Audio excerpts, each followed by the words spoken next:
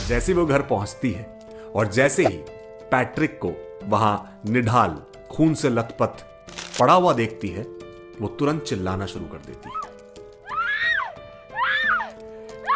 चीख इतनी जोर की होती है, आस पड़ोस के लोगों को, पड़ोसियों को पता लग जाता है कि इस घर में कुछ हुआ है।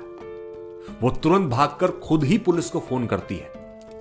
पुलिस डिपार्टमेंट, जो कि पहले से ही उसे जानता था क्योंकि वो पैट्रिक मेलोनी की वाइफ थी, पैट्रिक मेलोनी जो कि एक सीनियर डिटेक्टिव है पुलिस में, तो सब लोग उन्हें जानते हैं। तो जैसे ही वो फोन करती है और बताती है कि किसी ने पैट्रिक की हत्या कर दी है, 5 मिनट के अंदर अंदर 2 डिटेक्टिव्स, जिसमें सीनियर डिटेक्टिव जैक नूनन और उसके साथ उसका एक जूनियर असिस्टेंट, दोनों पहुंच जाते हैं। कुछ ही देर में पुलिस वाले भी वहां पहुंच जाते हैं, पुलिस का फोटोग्राफर भी वहां आ जाता है, फोरेंसिक डिपार्टमेंट से लोग आ जाते हैं और पूरा क्राइम सीन क्रिएट हो जाता है। और मैरी का रो रो कर बुरा हाल हो जाता है। सब उसे तसल्ली देते हैं, सांत्वना देते हैं कि वो इस तरह से ना रोए, वो इस तरह से अपनी तबीयत खराब ना करे, क्योंकि उसके अंदर एक और जिंदगी है जो पल रही है। खैर, जब वो थोड़ा शांत होती है, थोड़ा चुप होती है, तो जैक नूनन और पुलिस के बाकी लोग उसे पीने के लिए पानी देते हैं और थोड़ी थोड़ी पूछताछ उससे शुरू करते हैं कि जिस वक्त ये हुआ वो कहां थी, पैट्रिक किस वक्त पुलिस स्टेशन से वापस आया, उसकी और पैट्रिक की क्या बात हुई, और जो भी ऐसे सवाल हो सकते हैं, लेकिन बहुत इज्जत के साथ, बहुत तहजीब के साथ, क्योंकि वो डिटेक्टिव पैट्रिक मेलोनी की पत्नी थी। वो ऐसी कोई महिला नहीं थी जिसके हस्बैंड की हत्या हो गई जिसे आप शक की नजर से देखें। तो बहुत अदब के साथ, इज्जत के साथ सब उसे ट्रीट करते हैं और फिर सब ये पता लगाने की कोशिश करते हैं कि आखिर हत्यारा गया कहां। लेकिन सबसे बड़ा सवाल जो सबके मन में इस वक्त चल रहा था वो ये था कि ये हत्या हुई किससे, कौन सा वेपन, कौन सा ऐसा औजार इस्तेमाल हुआ इस हत्या को करने में कि इतना बड़ा घाव, इतना बड़ा जख्म पैट्रिक के सर पर आया और इतना खून अचानक से बह गया। सब लोग अंदाजा लगाने लगे। कोई कहने लगा कि गोल्फ के बैट से काम हुआ है, तो कोई कहने लगा कि बहुत भारी लोहे के सरिये से काम हुआ होगा, और सब लोग अपने अपने अंदाजे लगाने लगे। कुछ वक्त बाद मैरी वहां से उठकर घर के बाहर अपने लॉन में आकर बैठ जाती है। जैक न्यूनन, जो डिटेक्टिव सबसे पहले वहां पहुंचा था, उसे वो अच्छी तरह से जानती है। वो पैट्रिक का जूनियर था और बहुत सालों से घर में उसका आना जाना था। वो जैक को बुलाती है और उससे पूछती है कि क्या उसे थोड़ी सी विस्की मिल सकती है ताकि वो आराम से यहां बाहर बैठ सके। तो जैक उसके लिए ग्लास में थोड़ी सी विस्की लेकर आता है और साथ में उसे बताता है कि मैरी, शायद आपने आज डिनर के लिए लैम्ब पीस अपने ओवन में रखा था, मुझे लगता है वो बहुत ज्यादा गर्म हो गया। तो अचानक से मैरी उससे कहती है कि जैक, मैं तो भूल ही गई कि लैम्ब पीस उस ओवन में है, क्या तुम प्लीज जाकर ओवन को बंद कर दोगे। जैक वापस जाकर ओवन को बंद कर देता है।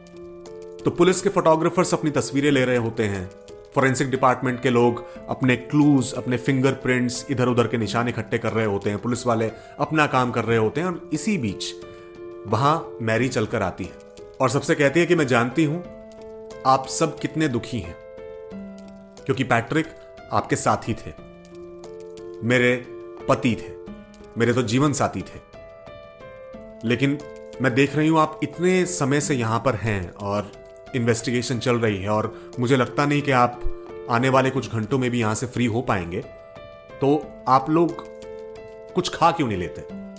सब उन्हें मना करते हैं कि देखें, नहीं, ये ऐसा मौका नहीं है कि हम बैठकर खाएं, आप हमें अपना काम करने दें और आप आराम से अपना ख्याल रखें, आप कुछ खा लें और आप जाकर सो जाएं। तो मैरी उनसे कहती है कि देखिए, मैं समझती हूं कि आप लोग इस वक्त कितने थके हुए हैं और कितने भूखे भी हैं। पूरे दिन के काम के बाद अचानक ये चीज हुई और आपको यहां आना पड़ा, तो आप प्लीज खुद को इस तरह से स्ट्रेस मत दीजिए। किचन में मैंने ओवन में लैम्ब पीस रखा था माइक्रोवेव करने के लिए, हम दोनों के डिनर के लिए, तो आप प्लीज उसे खाकर फिनिश करने में मेरी मदद कर दीजिए।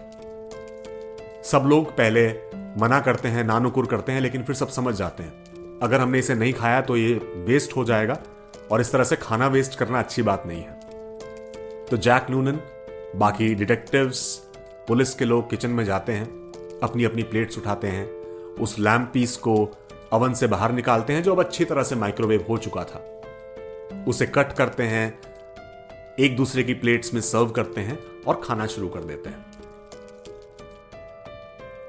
और बस इस वक्त सबके दिमाग में एक ही बात चल रही होती है, वो कौन था जिसने पैट्रिक की हत्या की, और आखिर वो हथियार कैसा था, वो औजार कैसा था जिससे हत्या हुई, और हम उसे ढूंढ क्यों नहीं पा रहे हैं। पूरे घर में कहीं भी ऐसा कोई वेपन, ऐसा कोई औजार नहीं मिल रहा है। और अगर इतना बड़ा कोई वेपन लेकर, अपने साथ लेकर यहां से बाहर निकला है, तो बाहर पकड़ा कैसे नहीं गया।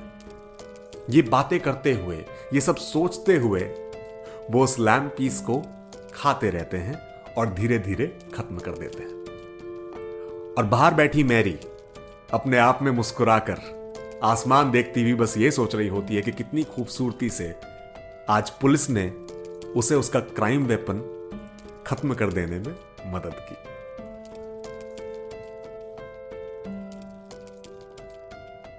आशा करते हैं कि स्टोरी सेगमेंट आपको अच्छा लगा। अगर हां तो इस वीडियो को लाइक कीजिए, शेयर कीजिए।